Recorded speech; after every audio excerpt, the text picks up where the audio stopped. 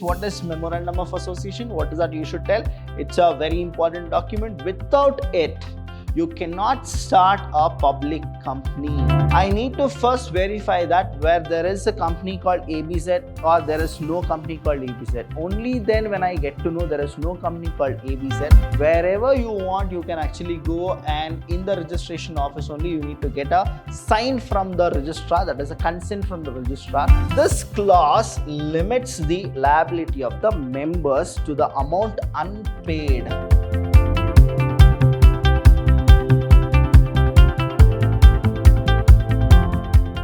Hello everybody, a warm welcome to one and all. I'm Abhilash Chandra from the Department of Business Studies in Vidhyaashram PU College, the Temple of Excellence. Welcome to the new session of formation of a company. Now here you need to understand that formation of a business and formation of a company, here what happens is there are few certificates which are very mandatory. There are few documents which are very mandatory. Now I'll tell you something about one of the document which is very important, that is called Memorandum of Association. It is also called as or known as MOA, Memorandum of Association. Students, first PU itself you learn what exactly Memorandum of Association is, because the same topic is repeated if you take BCom or you take BBA. Or let me just go with more. After BCom, if you take MCom, the same topic is repeated. After BBA, if you take MBA, the same topic is repeated. The reason is this is a very interesting topic as well as very important topic. Now, what exactly Memorandum of Association is? MOA is called as a document. What is it? It's a document. And what type of a document is it? It's a very important document and the most important document. Now here, Memorandum of Association is the most important document as it defines the objective. That means what is there in Memorandum of Association? Objectives will be given. That is what the company is doing here. That is called the objectives. Objectives. Right? If anybody says what is Memorandum of Association, what is that you should tell? It's a very important document. Without it, you cannot start a public company. So please understand this. It's more important only for public company. There are two types of company, as you people know. One is public company, another is private company. Now for private company, what document is required, I'll tell you, but here you need to understand, without a proper Memorandum of Association, you cannot start a public company at all. Now, objectives will be there. And in that objective, what all will be there? We say that it has some clauses. What is it? It has some clauses. I'll explain you more about these clauses in this session. So, stick on with us and learn more. No company can legally, understand this word. See, it is very important. No company can legally undertake activities that are not contained in its Memorandum of Association. That means whatever you write in Memorandum of Association, only those things you are supposed to practice. If you have not written something and you are practicing it, that becomes illegal. Now, I'll give you an example what exactly it is, right? Now, I have started a company called, say, XYZ company. Now, I have started a company called XYZ company, and in the objectives I have written that I'll be going with manufacturing. Okay, now I'll go with manufacturing. Now after 1 year or 2 years, now I'll start giving services. Now anybody can sue me. What is the word? SUE, sue. That means they can file a case on me.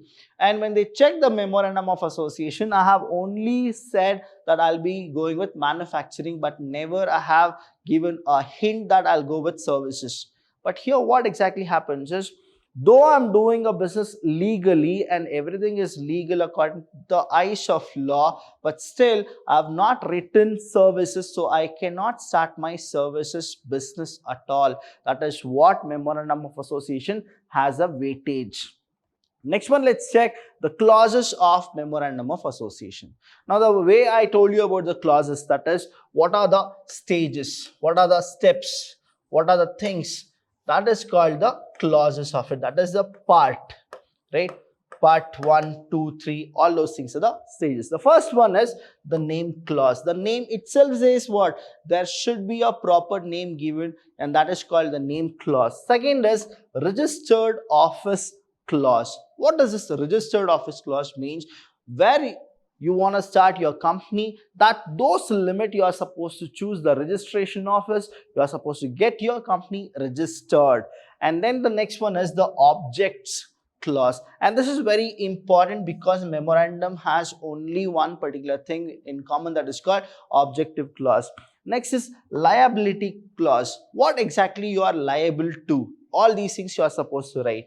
Next we have is capital clause. What exactly is the maximum amount you actually go with, that is what the investment, capital, issue of share, all these things you will list it here, called capital clause.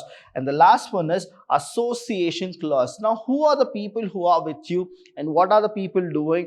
Is there any consent, or everybody have come to the company voluntarily or not? Everything will be asked here in this clause called association clause. So I'll repeat here. The first one is the name clause. Second is registered office clause. That means which is the registration you have done and who is the registrar who has signed and given a consent. Next you have is objective clause or objects clause.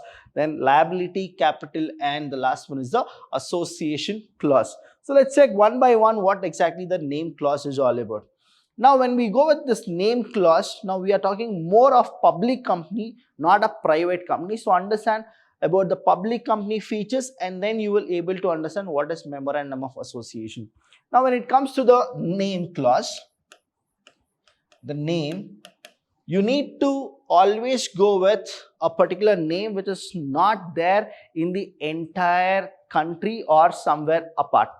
Now here, why exactly? Because you have so many companies. Now if you take an example, say Apple company is there, right? Now being in Karnataka or Mysuru, I can't start a company called Apple because it is already launched, it is already there, it has been registered, it has been incorporated. Now I can't use the same name. That's why my company name should be unique and nobody should have had it.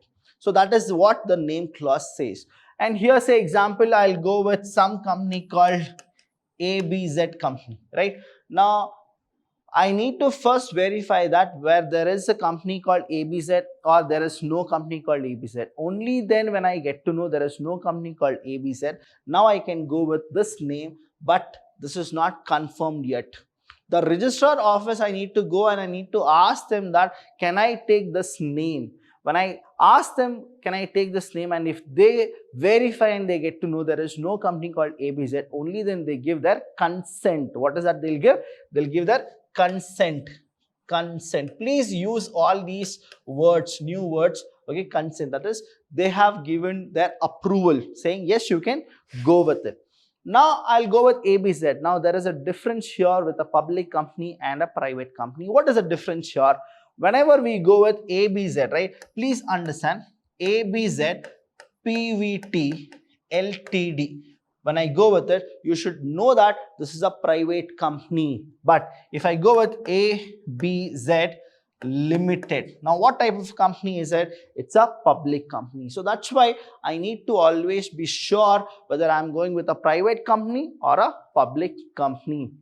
So in the Memorandum of Association, I should also mention what type of a company I'm starting. So that's why the name itself will tell the registrar that I'm starting a public company or a private company. So anybody who ever sees that the private limited is here, that means it becomes a private company. Only limited is here, that means it is a public company. So name clause is very, very important.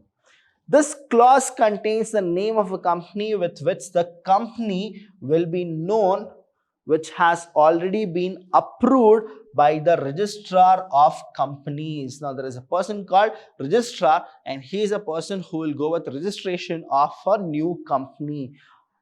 Now the registration office is only for new companies? No, even the old company can go for renewal. They can go for renewal in the registered office. So this is what the name clause is all about. So let's go with the next one. The next one is all about the registration office clause. Now here in the registration office clause, you need to understand what will happen.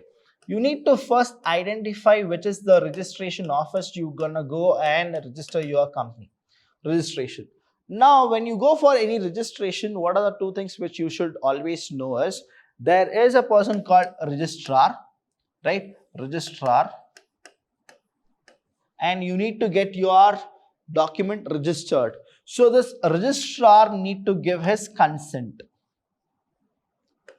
right? But you need to also know that in this clause, the contain name of the state in which the registered office of a company is proposed to be situated. That means wherever you want, you can actually go, and in the registration office only you need to get a sign from the registrar, that is a consent from the registrar. Then what is that you should do is you need to always mention the address of the registration office. Now for that you will actually require 30 days is what they say, that you can start your company, but before that you need to update within 30 days who is the person who has done it and which particular state you have done it in, that what is the district, all those things you are supposed to mention it and then send it to the nearby registration office of that particular thing.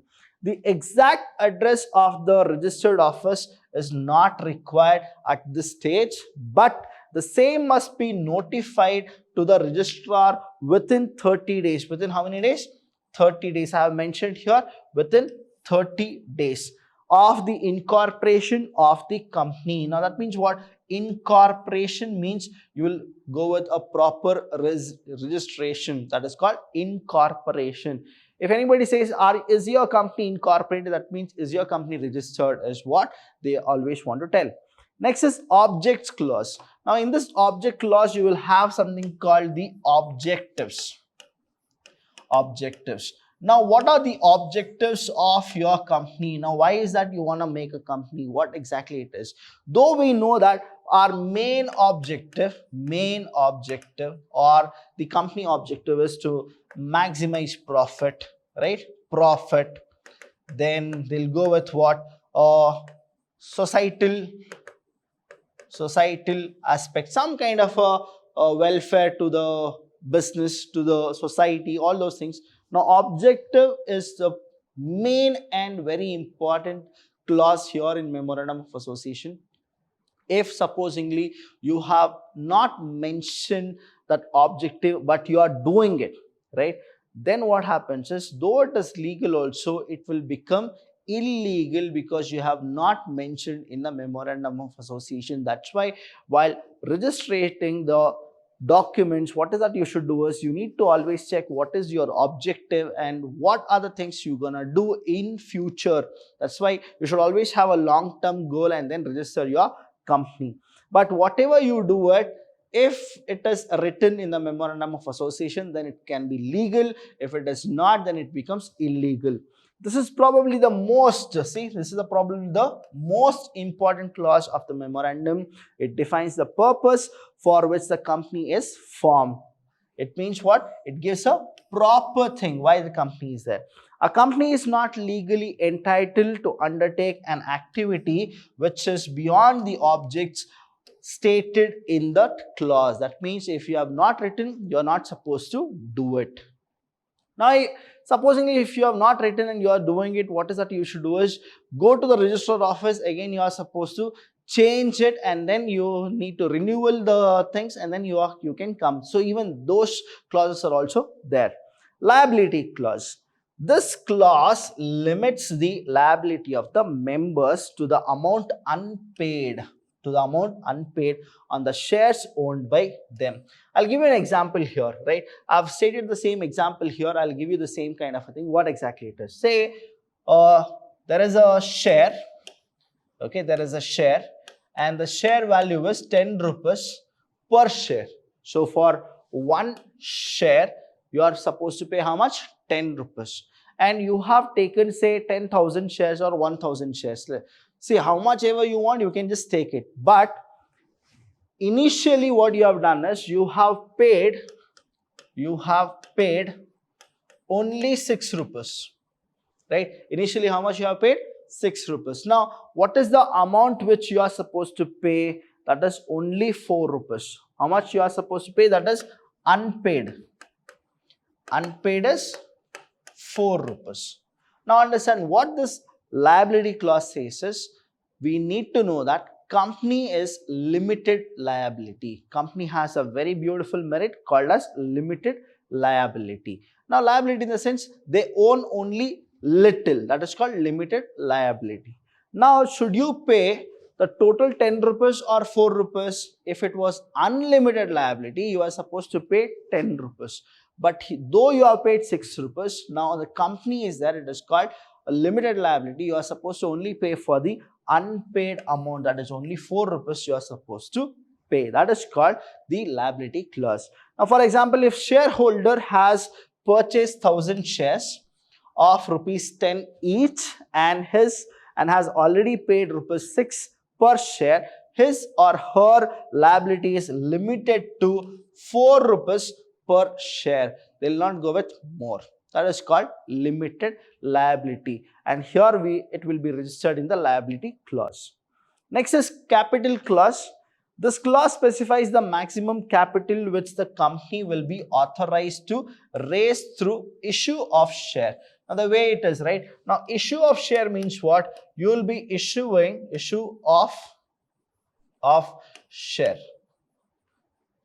right? Issue of shares. When you go with issue of shares, what is there? You can actually start raising fund. Raising fund. To raise fund, this is the beautiful source of finance. And I have told you while explaining the chapter, that is the 8th chapter called Sources of Business. Now, why I've done the 8th chapter first and then the 7th chapter here? Because until you don't know the sources of finance, you will not be able to understand the formation of a company. The authority, that is the authorized share capital of proposed company, along with its division into the number of shares having fixed face value, is specified in this clause. So here the face value, that is the real value. Face value means called real value. Now, this real value, that is called as the face value, will be known. The face value will be known here. So this capital clause is what? It is for the maximum capital. It's not for a minimum capital, it is for a maximum capital which the company will be authorized. That is, they have a ceiling, so that much they can go with it. Authorized to raise through the issue of share. Next one we have is association clause. In this association clause, we have signatories, that is people who are there for the witness and people who have the designation, qualification, and they're the member as well as board of directors, chief executive officer. All these people are the signatories. Now, they are the one who are associate. Even the chartered accountant and company secretary are also the people who are the associate. Now, in this clause, the signatories to the Memorandum of Association states that their intention to be associate. What exactly is the intention? Now, usually what happens is we have promoters. Okay, A, promoters. B, we'll go with board of directors. C, managing director. D, we have chartered accountant. We have a company secretary and other people. Now, all these people need to show their consent, as well as they should tell what is their intention behind associating and forming a company, and that is what they are supposed to show. And they are supposed to go with what? And also give their consent to purchase qualification shares. So all these people, the signatories, they are supposed to purchase what? Qualification shares. I'll be explaining you what is qualification shares in the next session. So until then, please wait for the video and always make sure that you learn even if you are at home. Thank you so much. I'll see you when I see you.